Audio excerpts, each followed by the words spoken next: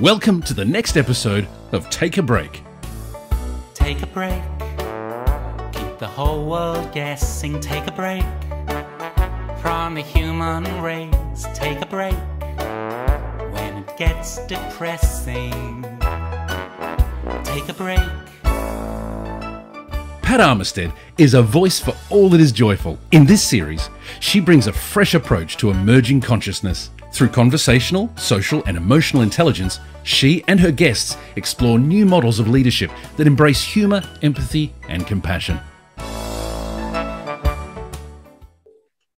Good morning to Series 2 of Take a Break. Welcome back, everybody. My guest today is James Sherlock. James is Group General Manager of People for Programmed.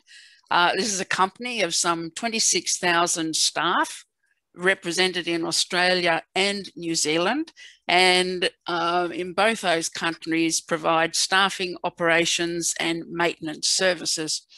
It was my privilege probably 3 years ago now to be delivering a mental health in the workplace program over around about a 15-month period to many of your leaders, James. That's our first association. And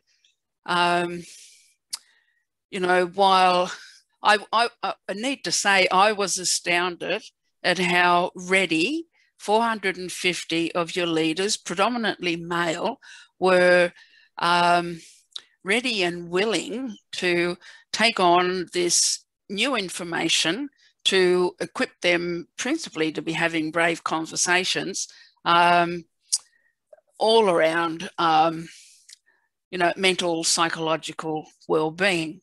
And, you know, I noted repeatedly through that time how you have such a high demonstration of your commitment to staff well-being. So what drives Programmed to be coming from that space? Okay, thanks, Pat. It's great to have a chance to speak to you today. So, I mean, we put our position that, you know, we've got about 30,000 people working across Australia and New Zealand. And when it comes down to it, Programmed is all about our people. We don't have a product. We don't have resources in the ground. What we actually do is we take our people and our people go and work with our customers. So it just seems you know, a very obvious thing for us that the most important thing we can do is look at how we keep our people safe. And, you know, we used to focus very, very heavily on physical safety. But in recent years, we've seen, obviously, the need and the requirement to actually step up as an organisation and take a position on mental safety. So it's just really a case of it just makes good business sense. If you've got your people, you know, in your business, if they're connected to your business, they feel that they have the support of the organisation, we're going to look after them. It just makes it so much easier for them to go out each day and do their best job, knowing that if something does go wrong or they have an issue, that the company is going to support them and care for them through that process. While we were presenting, or when I was presenting in Melbourne, something happened across the street, which you had seen out the window, and you went to support some people who were not actually part of your company. And that really surprised me on the day. And I learnt that day about your meme, which is, if you see it, own it. How did that come about? How did that meme come about? Look, I mean, that was driven by the leadership group. You know, we thought that it's really important for us to be telling people to be safe, but we also thought that the practical demonstration of safety was the most important thing that we could do. And we felt that, you know, as a leadership group, we needed to show people that we're prepared to step in to circumstances. So in that particular instance, there was a couple of workers who were working across the road from our office, and we saw them go up into an environment that just wasn't a safe environment for them. There was a risk of fall. They were working at heights. And I thought, I've got a whole group of people sitting there in a room, and I could look out the window and say, look at that, isn't that terrible? Tut, tut, tut. And then just go about our business. But our position has always been that, you know, somebody's got to deal with issues as they occur, whether it's in one of our work sites, whether it's in someone else's work site, or whether you're driving down the street. And so the term was coined, if you see it, you own it, which really said to everybody that you've got a responsibility to step in, and you've got a responsibility to do what you can to actually make a difference to people. Now, it's possible those people would have got up there, done that work, got down, and not had any issues. But it's also possible that we could have, been sitting there observing an ambulance need to attend because somebody, had a fall or an injury. And then as a person, how would I feel about the fact that I could have actually done something to stop that from happening, but I didn't? So, it's been something that has been part of the program mantra for probably a good 15 or 20 years, and hopefully is something that continues for a very, very long time. Absolutely. I know I probably had some of that embedded in my own practices, but ever since that day, actually, it's there. It just has widened my window of perception, if you like. And, sometimes I can tend to be polite. Oh, it's not my business, or withdraw a little. And I've really seen, if it comes into your radar, then, you're given that sight for a reason. And our humanity, I think, calls us forward as well. You have to be a little bit brave, Pat, when you do that, though, because more often than not, you're told to mind your own business and take a hike. But, at least you've actually done what you can. Yes, and I think the manner in which you do it, like I know you came back to the room after that encounter and explained where you'd been and what had happened. And you also said, you oversaw those people to safely complete and come down. And you said you would talk to the building owner and find out who the company was, and then talk to their management. And, one has to hope in the main that people will see by the manner of how you approach them, your intent to do good and, to be a contribution. And that builds incredible rapport, I would think, between businesses, even if you don't have another encounter ever. It's like it builds some regard, and that so helps with our can't think of the word, but our profile in the market. People hear about, like, I've probably told that story 100 times to invite others to be in that same space. While delivering that program with you, I also became aware you had a domestic violence support program, and that just so heartened me.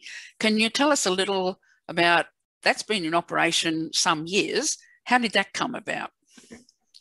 Well, certainly it was one of those things that we thought, once again, as a large employer, there was a need. We continually hear stories, on the news, and we are often quite shocked by some of the things that happen in community and in people's lives. And we just thought it was an opportunity. I guess it's a continuation of you see it, you own it. We thought with a workforce of 30,000 people that there'd be a number of people who were either experiencing or perhaps even perpetrating domestic violence. And as we know, domestic violence takes many, many forms, and probably the ones that are most frequently communicated about are physical violence. They're the things that make the news and come into our psyche. But, we did a lot of work in determining that what was the best way we could support our people. And that way we went forward with a position of introducing paid leave for family and domestic violence purposes.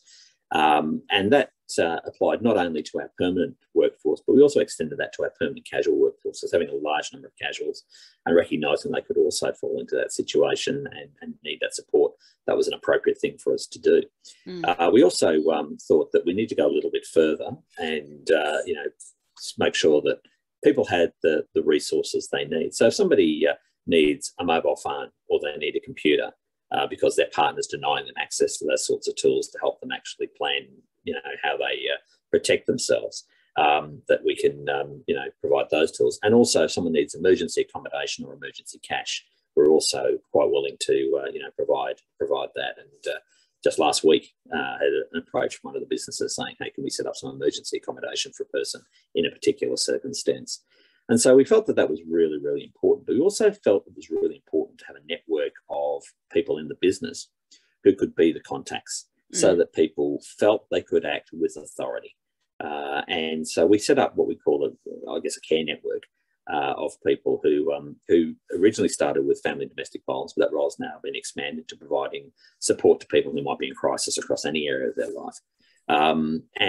Those are people who are authorised to make the decisions just to do what needs to be done, whether that's to provide some cash, whether it's to provide emergency accommodation, whether it's to authorise leave, or whether it's just to be a sounding board for somebody who needs to talk, whether it's the manager supporting somebody or an employee who contacts us directly. That's wonderful. There aren't a lot of other businesses that I've heard about who have such an initiative, and they really like to honour you for that, because I just think it's so needed. And especially in our current times, people are under even more stress. So strained relationships get even more strained. Indeed. One of the other things that became apparent when I was working with you, across the board, it was shared with me that for a period of time, you'd been sustaining your EAP access consistently in the upper quartile. And in all of my past experiences with larger businesses, they certainly had not been able to manage that higher level consistently. So I'm wondering what you're thinking or knowing are the factors that contribute towards that. Okay. Look, probably the key thing, Pat, is promote it. We need to work hard to get messages out to our workforce, because unlike many companies, people aren't sitting in their own offices. And what people will do is they'll stick posters on boards, or they'll have an information session, and then it's almost a tick in the box, move on from that. Wellbeing is a very, very different thing. It's a constantly evolving, constantly changing environment. So because our people aren't actually in our offices, probably only of our people, probably only a couple of thousand would actually work in a program to work site every day. But we know that when you stick things up on walls, people forget about them, and they just move on from that and put it out of their consciousness. So we actively promote our wellbeing initiatives. So the EAP being one of those. We regularly include communications about the EAP in our staff magazines and our staff newsletters. Yep. We regularly send information out in toolbox talks. We remember that not everybody has the luxury of being on the company email system and having access like that, so we make sure we push the information down as deep and as far into the organisation as we possibly can. We're also looking at other complementary things that we can be doing. So the EAP isn't just about going to the EAP when you're in crisis. Our particular EAP, and we've got a great provider we work with, both a partner here in Australia and one in New Zealand as well. And they do an amazing job, but they also provide support to managers. They provide financial counselling and support. They provide legal support, career advice and support. So there's a broad offering, which I think is really, really important. So the EAP doesn't have a stigma of being somewhere you go when you've got a problem. It's someone you can talk to for advice. And, you'll always have some friction points in that kind of program. But the vast majority of people who approach our EAP walk away thinking it was a worthwhile experience, and, they've had a good outcome from it. And as a result of that, they're quite happy to recommend it. And as we know, people only ever believe so much of what their manager tells them, but if the people who are like them, their peers are telling them that this is a good thing and they should use it, they do. And look, we jump behind a lot of programs. Are You OK Day? And certainly the philosophy that every day is Are You OK Day is an important one for us. And so, we continually look to raise awareness of wellbeing, mental health. We certainly promote it out there a lot. And the EAP is a very, very important part of that. Mm-hmm, mm-hmm. And look, I think underneath that, when you get that kind of level of acceptance and people taking on it and using it, is indicative of just the high level of trust that's there in the communication, and the environment. And certainly that was my experience each time I visited a centre, from the moment I entered reception through to when I left at the close of day. All of the personal relations were consistent in how I was greeted, how the morning unfolded. So that speaks volumes about how people have integrated how we be here, and then you can feel when you walk into an environment, it's like, whoa, this is not a good place. So you can tell the difference. I think, Pat, a key part of that is being a values-driven organisation. Yes. And lots of organisations have values, and they stick them up on the wall or they paint them. And we've done that. We've got them stuck up on the wall. We've painted banners. Our purpose as an organisation is to build outstanding people, strong customers, and great communities. And we support that with our values. And if you look at our values, personal safety leadership is our first value. Care and empathy for others is our second value.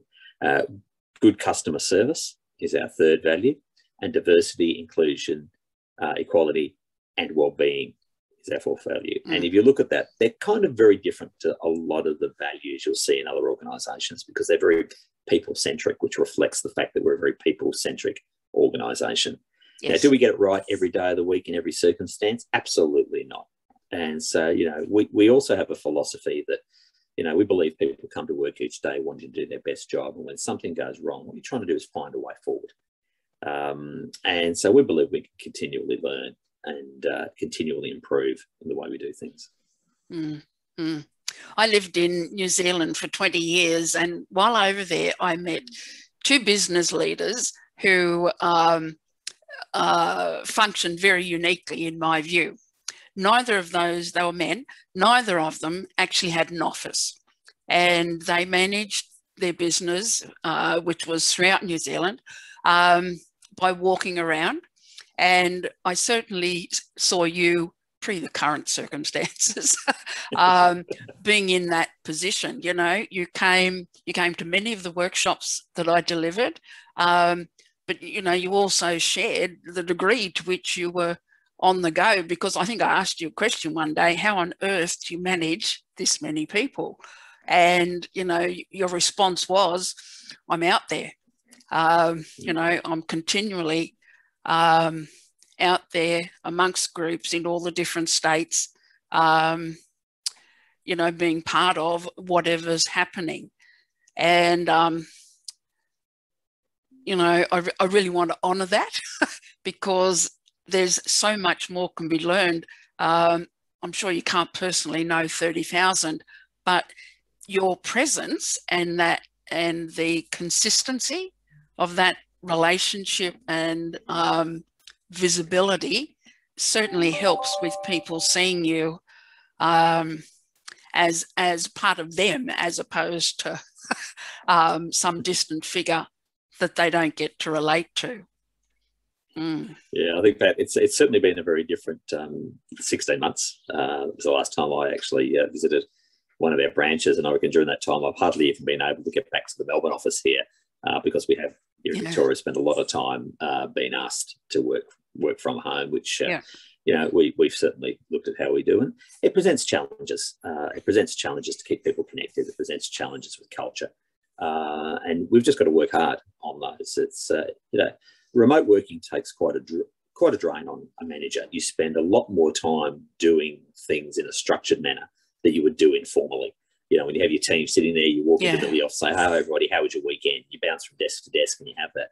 Whereas now you don't get the opportunity to do that. And the one thing I do miss is not only the opportunity to be closely connected with my own teams, but the ability to be out with the other teams around the business. Because I think, a visible leadership presence is just so important when it comes down to being able to help a business and help the people within the business connect with the business, do their best work, stay physically safe and stay psychologically safe. Yeah. And I think, especially in this time, the, being able, this session is going to be great for other leaders in all kinds of circumstances to, take on a capsule of how others are doing it and how they're doing it during this time, and still melding in the same values, but having to implement in a different way. Absolutely. Yeah. James, thank you so much for giving me your time today. I really appreciate it. And I know the listeners will as well. Thank you. Thanks, Pat. It's been fantastic. So great to catch up with you again. And if anybody wants to connect with me on LinkedIn and ask any questions about any of the things we do, James Sherlock on LinkedIn, more than happy to talk to anybody who would like some help. Wonderful. And I'll overlay that on when I do the editing. I'll put those details in. Yeah. Thank you, James. Thanks, yeah. Bye. Have a great day. You too.